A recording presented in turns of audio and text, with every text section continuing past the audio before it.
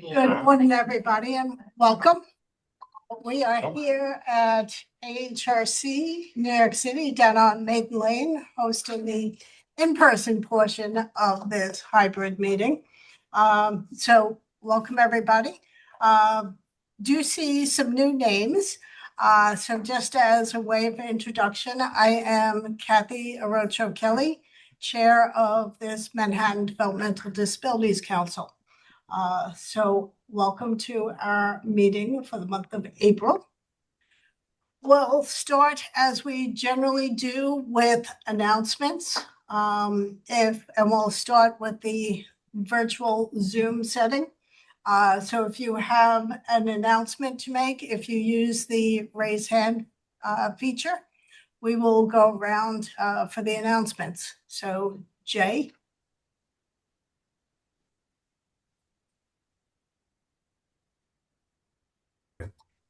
Okay, can you hear me? Yep, yes. Good. Okay.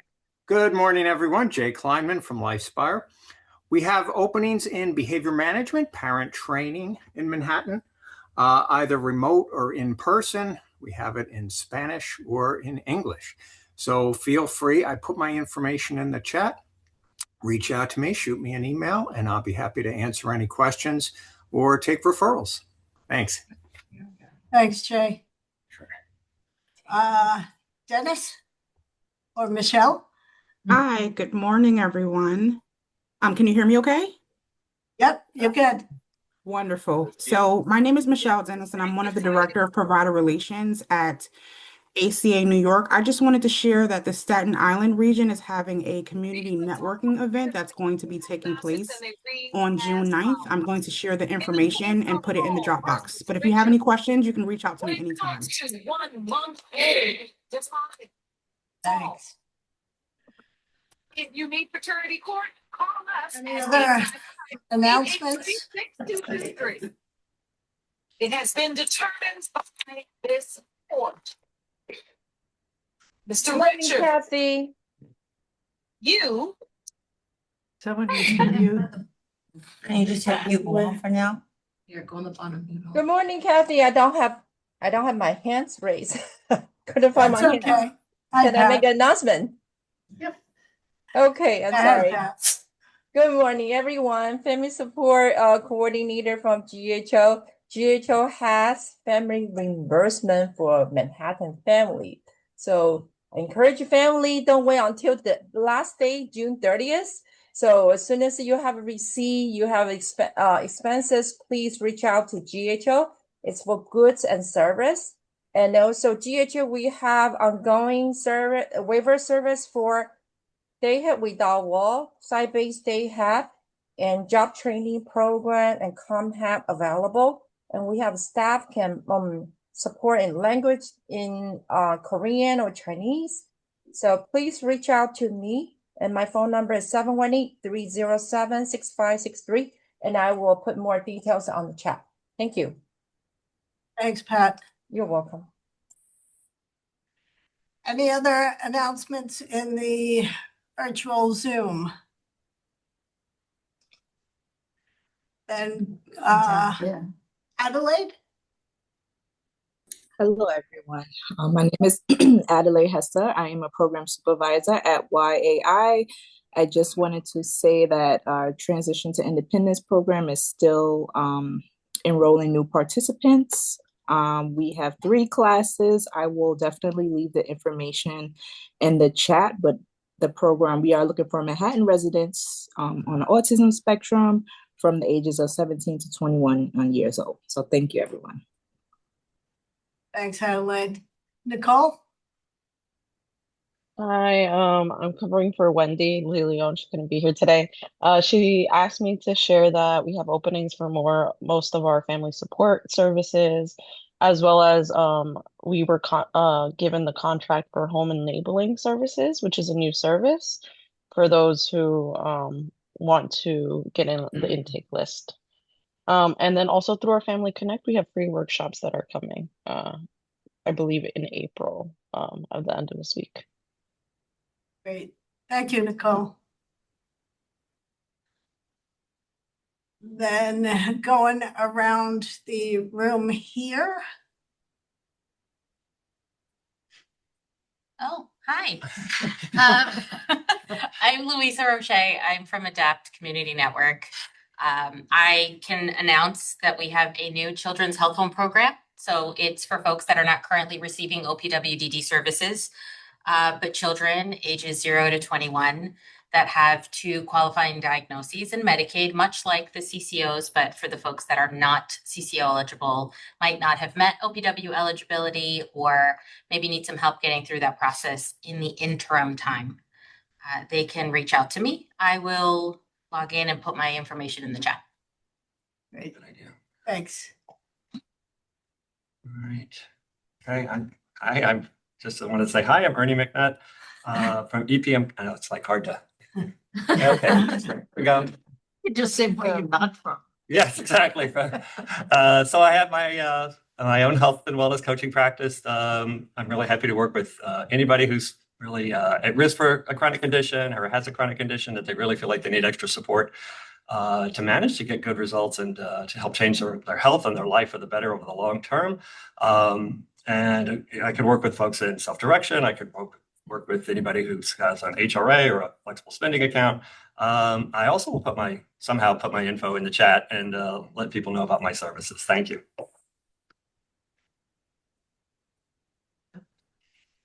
Hi, good morning. My name's Alana Katz. I'm from OHAL. We still have money also available in family reimbursement. And really it ends in June. So we really want to give everybody all the money that they deserve. So please, please, please send in all of your receipts as soon as you can. Thanks.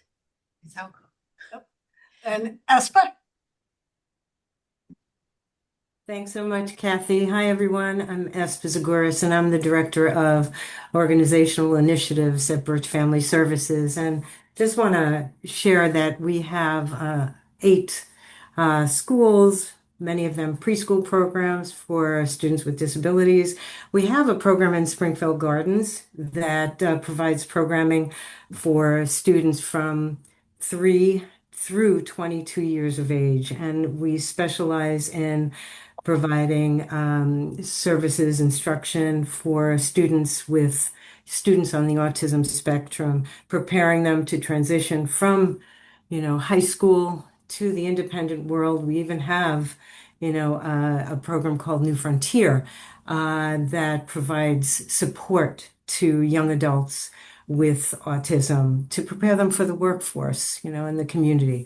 So if you'd like some more information, please reach out to me and I'd be happy to provide. Thanks, Esper. Thank you. Any other announcements? Okay. Yesenia? Hi, this is Yesenia Estrella. I'm from Esperanza Center.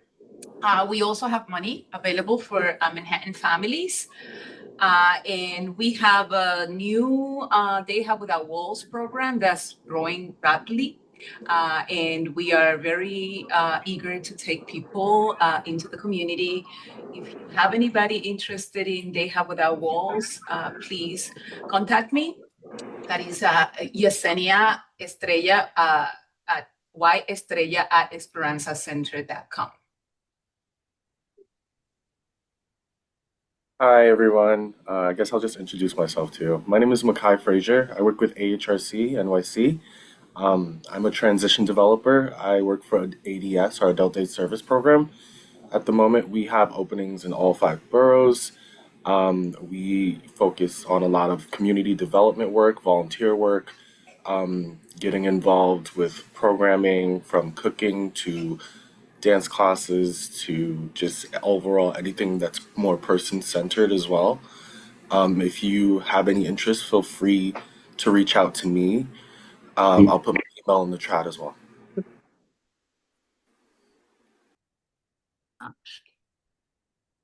Thank you.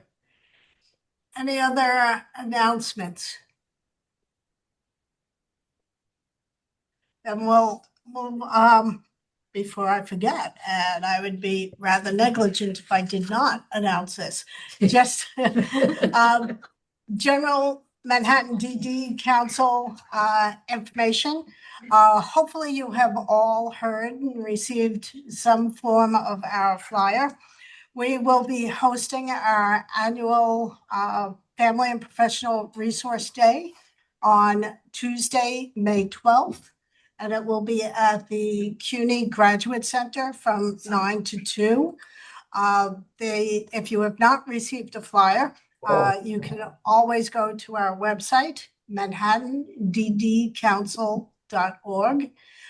The flyers are there. If you are a provider and you're looking to host a booth at our resource fair, the booth registration is also available on our website. We will have a couple of different workshops at this resource fair. One on camp and recreational services, and a second workshop on entitlements and Medicaid. So those will be very good, informative places to get some resources. This year, we are also going to be having some free massages. So there'll be massage chairs available with licensed massage therapists to provide complimentary 10-minute massages. So hope to see you all there. And again, you know, register. Raffles. The other very good thing for family members and caregivers in Manhattan, we do have raffles, cash prize raffles. So we'll be looking to give away some money.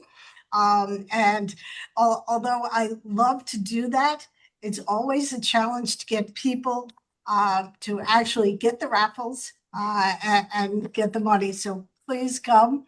And look forward to, once again, having a fun, informative event there. So I think that's, Espa, did you have your hand up again or? Okay, not a problem. So we'll move on to updates. Rihanna, any New York City DOH/MH updates? No, we don't have any updates at this time. Why is my Okay. camera not working? Yeah, we don't have any There updates you at this are. time. Hopefully, we are working on some things. So hopefully, I'm able to share by the next council meeting. Excellent, thank you. Of course. New York State OPWDD updates, Contessa? Yes, good morning, everyone. Can you hear me? Yes. Okay, great. I do have a couple of updates. First, I want to speak to annual Medicaid renewal. Thought it'd be good to discuss the care manager, the CCO role in making sure that families have their Medicaid research done.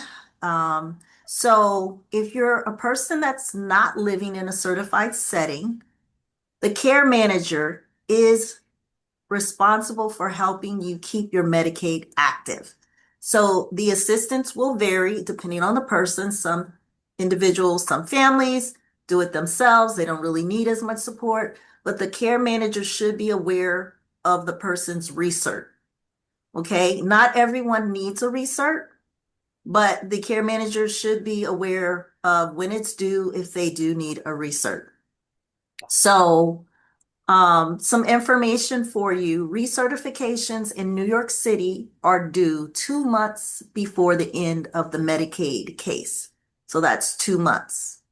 If someone does miss their deadline, they should still file their recertification, as districts will process up to 30 days after the case closed.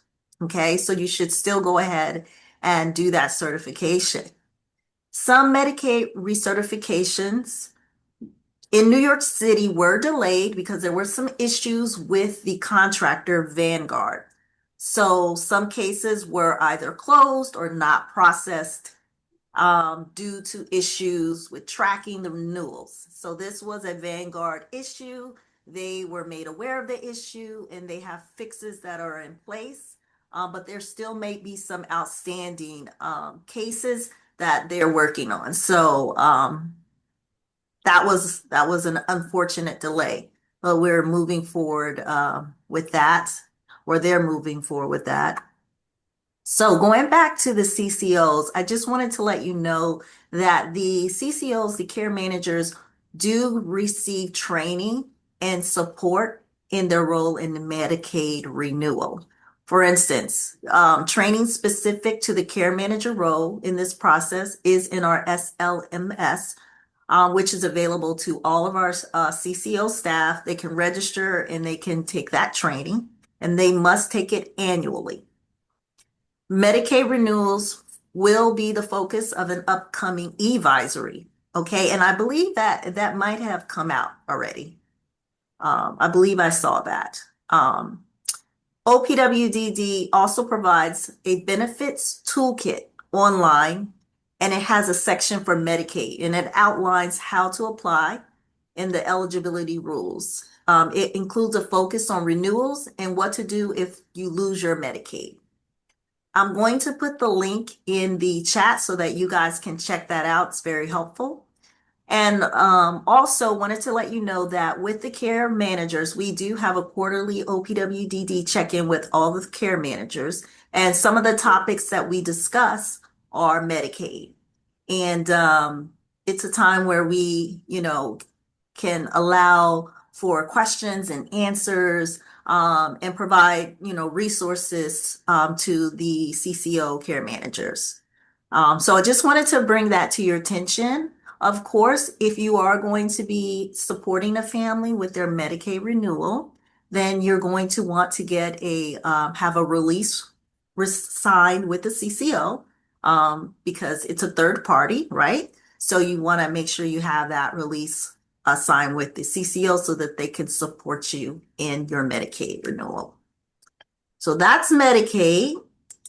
And then I want to speak to one more thing, which is self-direction budget changes. So some of you may have already heard, but effective June 1st of 2026, OPWDD is implementing a standardized self-direction budget submission requirement.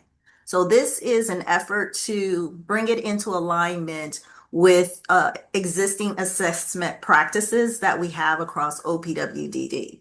So as part of the effort, self-direction budgets now must include verification that a coordinated assessment system, or CAS, or a child and adolescent's needs and strengths, CANS, have been administered within the time frame. So that is beginning June 1st. So prior to a new or an amended budget that's going to be submitted to OPWDD. So it's only new or amended budgets beginning June 1st. And the person's FI is going to check that. And if they see that they don't have a current assessment, they're going to have to reach out.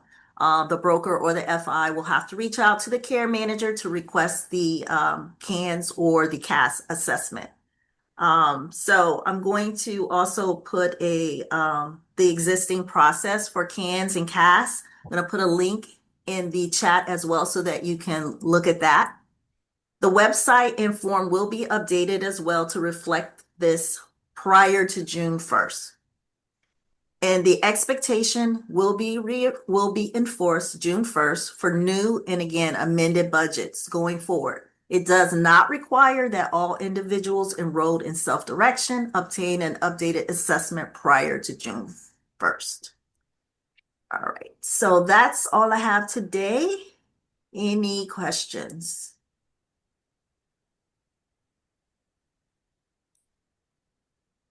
Thank you, Contessa. Any questions? Claudia? Hi, yes, I have a question regarding how can we support families that, because of this delay, I guess that Contessa is mentioning, like if they keep checking their HRA account and they still show that like it is closed or it's like canceled, what would be the procedure for them to tell them just to wait, or Yeah, they're gonna have to work with the care coordination. The CCO to, it's a challenge, but they still have to go through that process. Yeah. But use their CCO. Perfect. Thank you. Nicole? Would you be able to briefly go over the self-direction again? Because I feel like it was a little quick and it's important information. Absolutely. I can do that. All right. So I guess the key timeline is effective June 1st of 2026, right? So it really is a focus on new or amended budgets that are going to be submitted to OPWDD beginning June 1st, right? So what's going to happen is the broker or the FI is going to check to see if you have a current CANS or CAS. That's it. They're going to check and see that. The reason why is because with our other assessment practices, you have to have, certain things in place, like you have to have your CAS, you have to have your CANS. So this is just bringing things into alignment, right? So the deadline or the time frame where you're going to have this new CAS can be a part of your self-direction verification starts June 1st. So, do you have a specific question? I'm not sure if I answered. No, that was the question that I had. Thank you so much. Just so we can let our members know to be on the lookout. Contessa, I will ask the question that I'm sure is on many people's minds.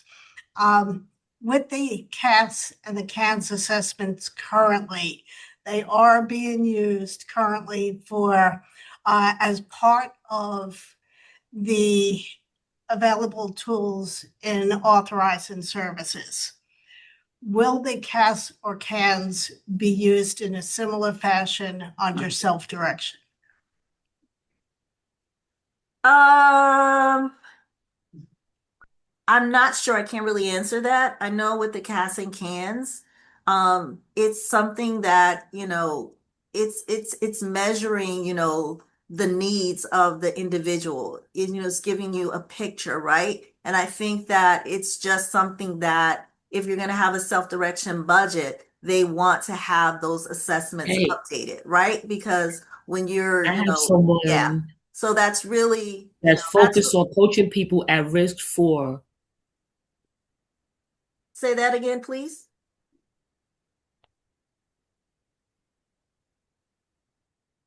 I'm sorry. Who was Think you're good. Okay. I don't think she realized someone was disputed. Mary, you had a question? Yeah, two. Within the year, when does the year start? What if you had a CAS in January of 26? Is that what year is it have to be within? So and the second part is, do the assessors know that they may get a lot of requests for assessments all of a sudden because of this new thing? Yes, they are aware. They are definitely aware. And for the CANS, it just has to be annually. So that's the same. It hasn't changed. And for the CAS, it has to be within 2 years. Calendar year or what year? Yeah, what calendar year? I believe it's a calendar year, but I can definitely get back to you on that. My understanding is that it's within 2 years of the previous one. So if a CAS assessment was done March 2024, you would need a new one at this point because it's more than 2 years.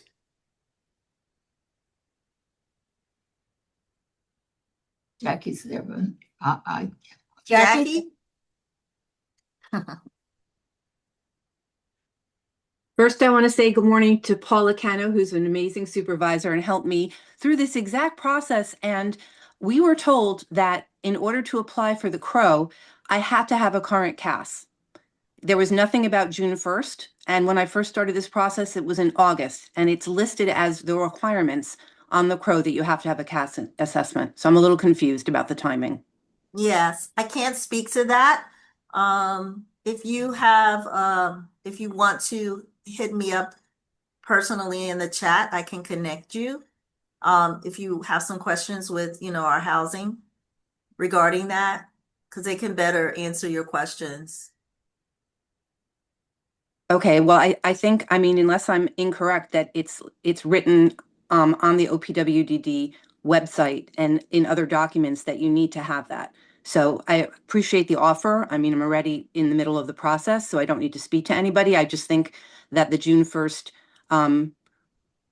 deadline is confusing to people, as Paula said in the chat. Right. Well, if you have a specific question, definitely you can, and I can get back to you. That's great. But yeah, I really can't speak to that. Okay, thank you. Yeah, I'm sorry. Yeah. Can you point us to where we can find the documentation for what you just reported? Yes, absolutely. I'm going to put it into the chat so you'll have it. Is it on your website too? Yes. It's it's on there. Okay. Thank you. Any other questions for Contessa? I have one question. This is not specifically about that, but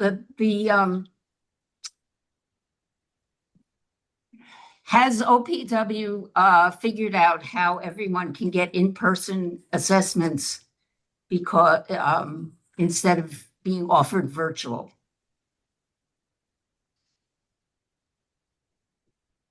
Yeah. I'm sorry, I can't speak to that. I can ask, if that's something that's been brought up. I'm new. Anytime. Yeah, so that's something that's been brought up. I can check and see where they're at with that. Because in my personal opinion, I think virtual assessments should be invalid. That's just one mom talking. I agree. Ditto from another mom. I will ask that question. Thank you. Thanks, Contessa. If there are no other questions for OPW, we'll move on to Sorry, IAC. can I ask one question? So sorry. Sure. Yeah, is there a direct contact for assessments? Just sorry, but I'm just only asking because I've been doing a lot of intake as of recently, and it does take some time for a lot of these newer high school students for ADS to sign up for our adult day service programs. So I just want to know if there was any direct contact through OPWDD that would help with assessments. Yeah, we do have that. So let me if you can in the chat, if you can, take my information and reach out to me. Yeah. Yeah, for sure. I'll put my email if you can put your email as well. Yeah, I'm gonna put my information in the chat. Okay, sounds good. Thank you. Mary, did you have another question or? Yes, which is a part of what he just asked, which is as of now, care managers are the person who you go to if as a family you know you want to change your budget. Do you go to the care manager and say, please reach out to the, I guess, Maximus and tell them we need to have a cast soon?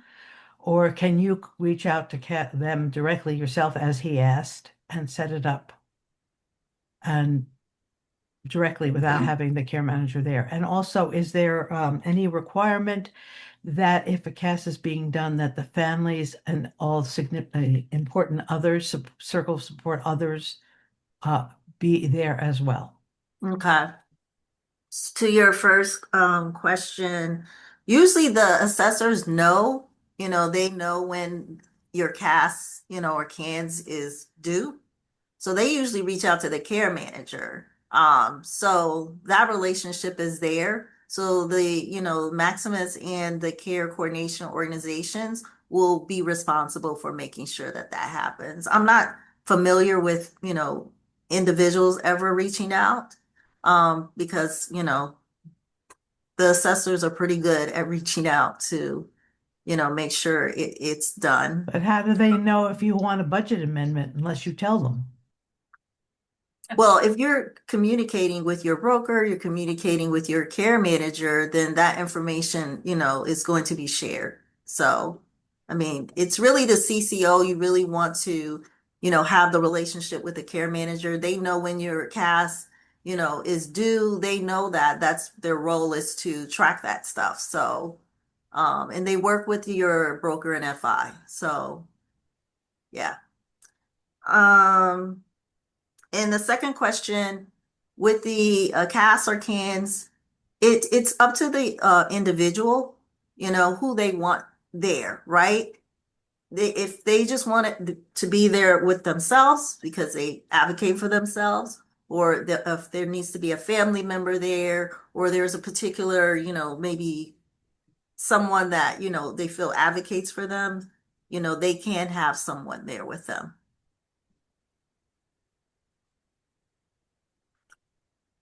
Does that answer your question? Sorta. Is there any way I can provide additional information for you? And if I don't have it, I can just follow up for you. Okay, thank you. I'm gonna put my information in the chat. Definitely feel free to reach out to me. If I don't have the answer, I will get it.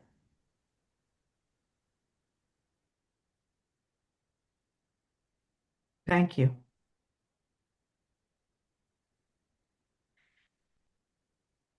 Any other questions? And we'll move on to IAC update. I believe Joe is here.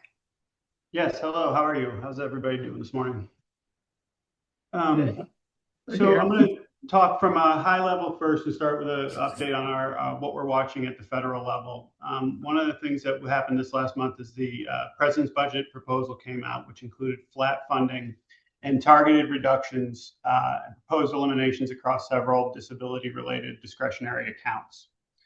While Medicaid is largely preserved structurally, the proposal reinforces a shift toward administrative tightening and increased oversight at a time when federal agencies face ongoing staffing shortages, exacerbating delays in Medicaid waivers, state plan amendments, and federal approvals. Anchor has raised strong concerns about the president's proposed budget, which includes a 12.5% reduction in HHS funding and elimination of the Administration for Community Living. This move would significantly weaken federal infrastructure supporting HCBS workforce development and disability programs. Anchor warns that continued threats to Medicaid and specifically HCBS creates profound instability for people with disabilities, their families, and providers, and they are urging Congress to reject proposed Medicaid cuts and structural changes and strengthen HCBS protections in order to ensure stability for people with disabilities. Being able to remain within their communities. If you haven't seen it yet, I would encourage you to seek out the statement from Anchor CEO Barbara Merrill. She made last week in response to the HHS Secretary Kennedy, when he testified before the Ways and Means Committee. I do have a link for it. I'll put it in the chat at the end of my update. But it was a very strong response. And I would encourage anybody here to, yourselves as stakeholders, anybody you know as stakeholders, to encourage them to contact their federal representation. And, share your real world examples of how these changes would affect the people you care for, the communities you live in. And really, I think we all have to pull together to try to turn this thing around if we can. On to the more local and more relevant stuff for us. So New York State, the 26-27 New York State budget negotiations remain unresolved beyond the April 1st deadline. Most recently, if I read it correctly, yesterday there was an extension put in through April 22nd. The information we're receiving from our people up in Albany is that we suspect this will extend potentially into May, even potentially into mid-May before we have a final budget. The one thing that we're one of the things that we're focusing on is, the governor's proposed budget had a 1.7% rate increase, and we are looking at our increase for targeted inflationary increase. And we were encouraging that to move up to 2.7%. But when they went to the One House bills, I don't know if I mentioned this last time we spoke, if it had happened yet, but they came back with a 4% total funding increase, exceeding what we were even asking. We are pushing for that 4% total increase. However, we do want to reinforce to members when we speak to them that the minimum must be at least a 2.7 targeted inflationary increase in order to keep up with inflation. We continue to see workforce instability across OPWDD, early intervention, education, and behavioral health systems. IAC is continuing to advance CareForce agenda, recognizing wages, housing affordability, and workforce sustainability as essential system infrastructure. Several bills and budget proposals have been introduced to address workforce housing challenges with strong support from IAC and statewide coalitions. Let's see. We have sent memos of support in regard to these, and we're encouraging all those who are able to reach out to their members as well to update and express to them their concerns about the ability for people providing these necessary services to live within the communities where they're providing care. There's a few more local IAC updates I have for everybody. We have moved. We're about 3 weeks into our new location. It's really gorgeous. We're very excited to be here. We're directly across the street at 145 West 30th. We're on the 12th floor, and so far we've had a couple large events here as well as some trainings, and we're starting to work out the bugs, and everything's going really well. Again, we look forward to having all of you hopefully be able to attend some of our larger events in the future and see our new space. The conference, the IAC conference, is scheduled for June 10th and 11th. I do have information that I'll drop into the chat after this with links for registration. Let me just Jenny gave me some information about that. We have a limited number of family member and self-advocate tickets available at a reduced fee and early bird pricing for members that goes through April 30th. If you have any questions, you can contact Madison Puente here at IAC. I'll put her information as well into the chat, and I'll also drop the registration link. That's about it for me for now. If there's any questions you have or anything I can take back to any other members of the team to get information for you, let me know. Any questions? Just one, if you could use your magic ball, Joe. I know the governor has an extension. I believe the latest one goes through tomorrow. Yes. Any idea on whether there'll be another extension or timeframes for this? Our understanding is that those extensions are expected to continue to be now shorter in scope, but they continue to progress through. And to my point earlier, what we're hearing from our people up in Albany is that they expect this to go into May, potentially mid-May.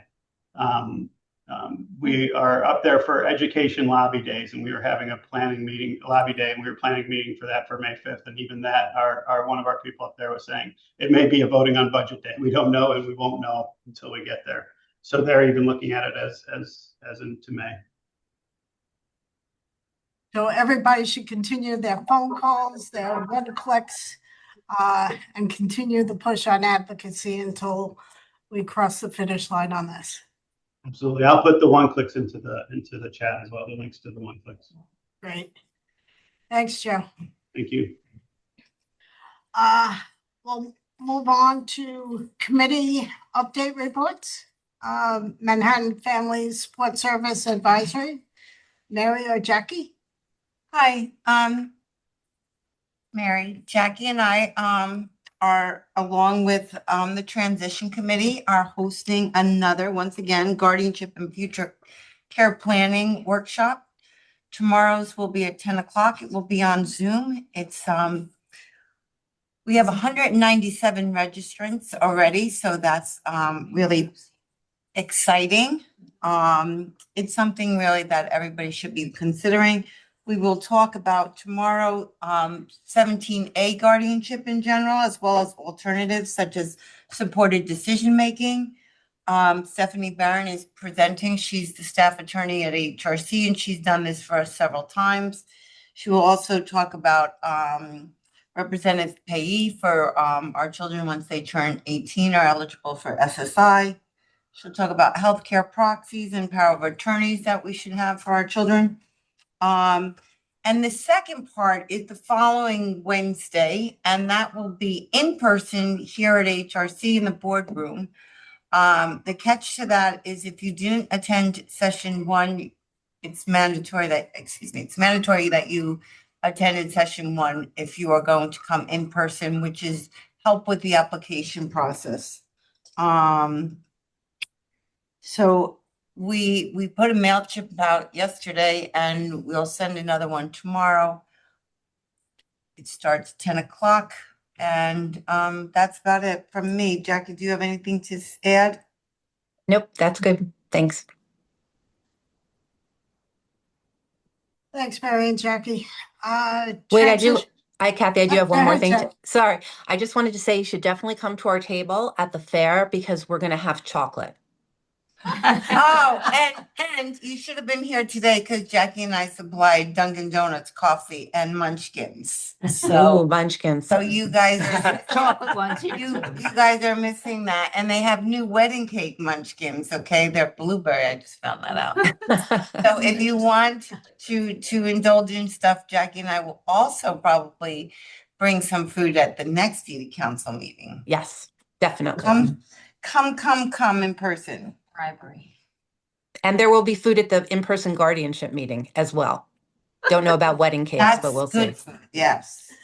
I don't know if we'll have anywhere to put it because there's so many people coming, but Well, that's a good thing to have. yes.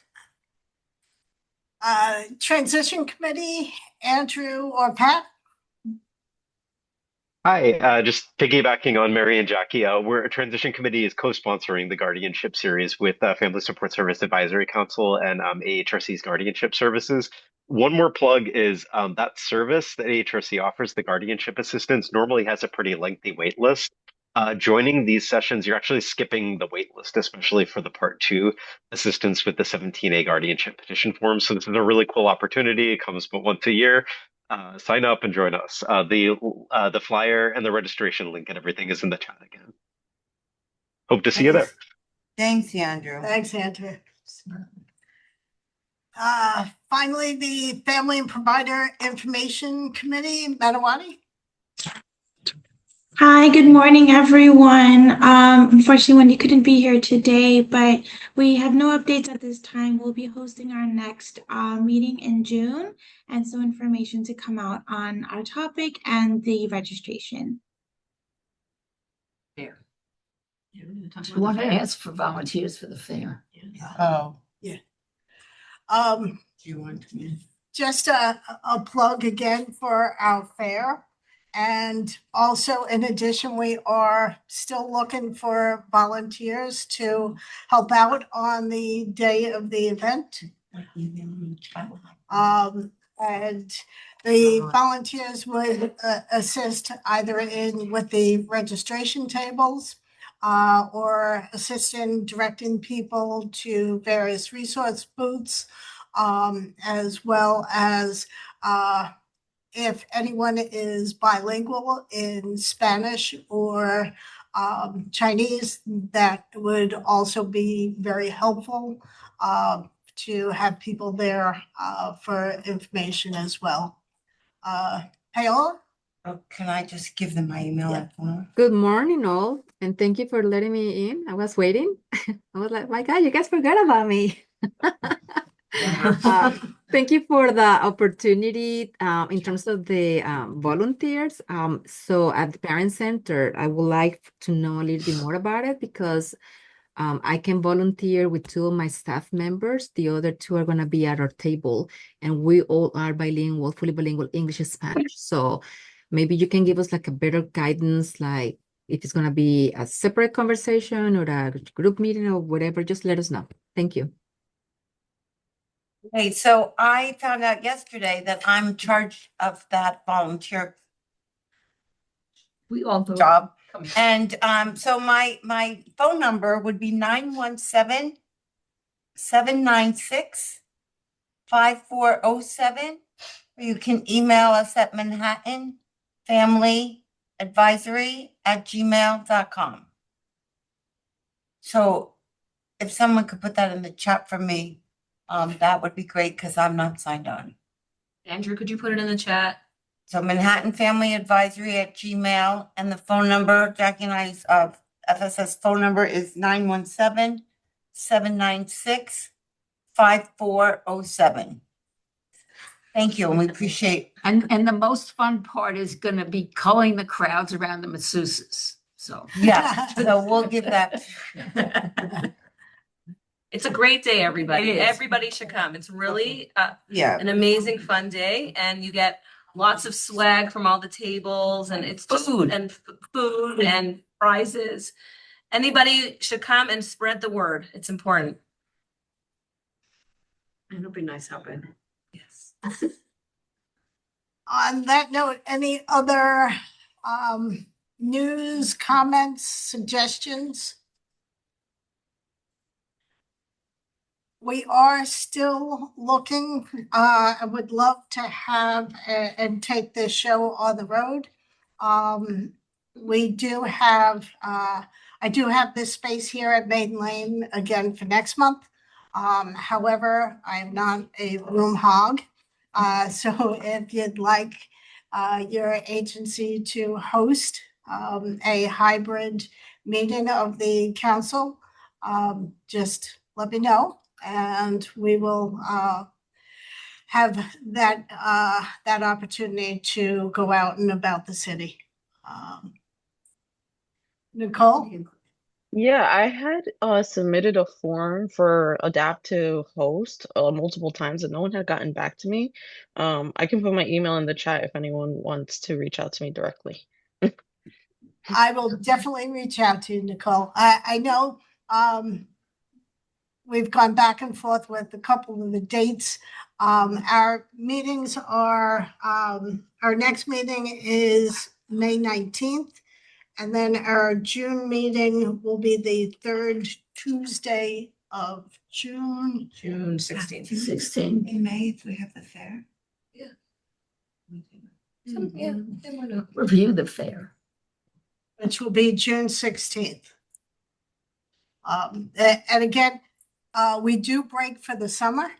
However, I am more than happy to start lining dates and locations up for our meetings once we resume in September.